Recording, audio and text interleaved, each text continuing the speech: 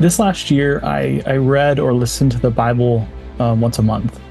And when I say once a month, I mean Genesis to Revelation, 1,189 chapters each month.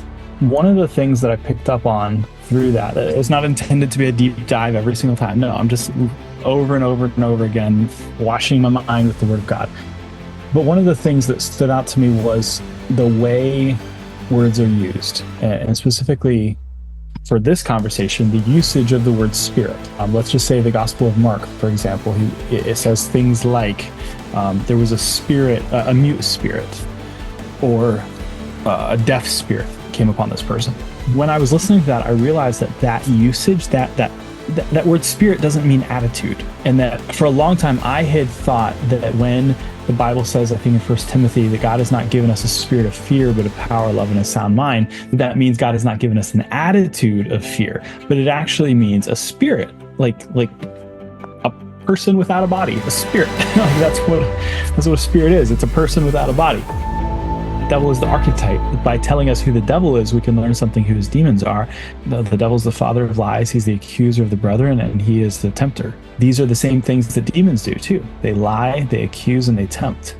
And that the temptation of Jesus, that's a great example of this. The affliction, the physical assault that the devil waged against Job, Peter's life. These are all examples of believers, of Christians, of Jesus himself, who came under attack from the enemy. The Apostle Paul says a messenger of Satan, an angel of Satan, an angelos of Satan was sent to torment him. So why would you think that you as a Christian are untouchable? It's widely understood that there's 5 ways that demons can get in. They can get access.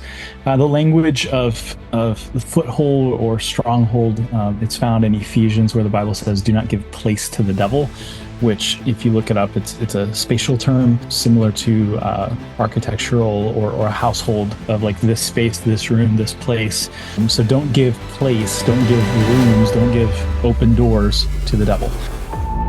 I saw a person once who they were trying to get the demon out of the person and they couldn't. The person was basically crawling backwards on all fours, and it looked like Gollum from Lord of the Rings.